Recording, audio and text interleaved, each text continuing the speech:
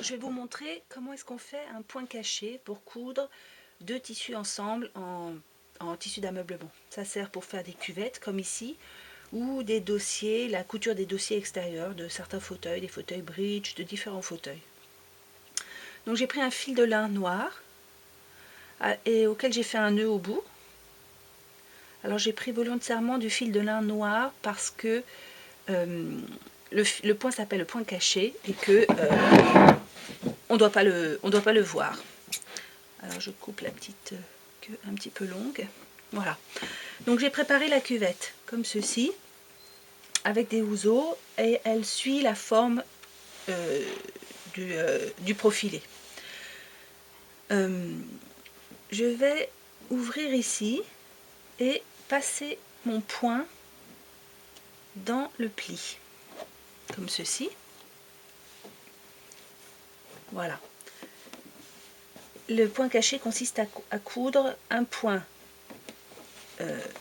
sur une face, sur une partie du tissu, sur ce tissu, et un autre point sur l'autre partie du tissu. Donc je suis là sur la partie finition.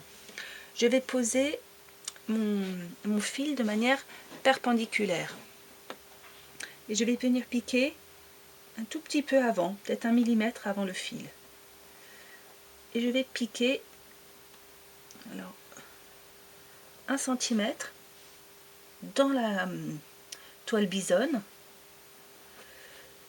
la toile bisonne qui est la toile qui sert de fond pour la cuvette. C'est un mélange de lin et coton. Je vais piquer 1 cm à peu près, un petit 1 cm, oui, 1 cm c'est bien. Je serre et maintenant je mets perpendiculaire dans le tissu en face et je viens piquer cette fois 1 millimètre avant le fil et toujours dans le pli. Vous voyez, j'avance, l'aiguille elle est venue le long à l'intérieur dans le pli et je suis ressortie 1 cm plus loin. Là je vais serrer, voilà, je remets dans ce sens là et je vais piquer de nouveau dans la toile bisonne pour revenir piquer dans le tissu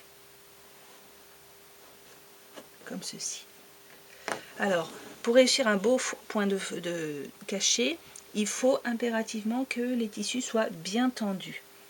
Si vous avez des tissus un petit peu flasques, vous allez avoir des plis. Alors vous voyez là j'ai bien tiré dans le biais du tissu et ici on a une bonne tension, ici aussi on a une bonne tension et du coup le point peut bien se refermer proprement. Voilà, je continue de manière alternative, une fois à droite, une fois à gauche. Et je serre. L'intérêt du fil de lin est qu'il se bloque automatiquement. Il n'a pas besoin d'être maintenu en permanence. Vous voyez, là, si je lâche, ça tient. Alors qu'un fil de nylon, on va devoir le tenir plus longtemps dans la main. Là, c'est un peu plus facile, je trouve, avec le fil de lin. Et puis, vous voyez, ben, c'est bien un point caché. On voit pas on voit pas de fil noir. Voilà, j'espère que vous avez compris.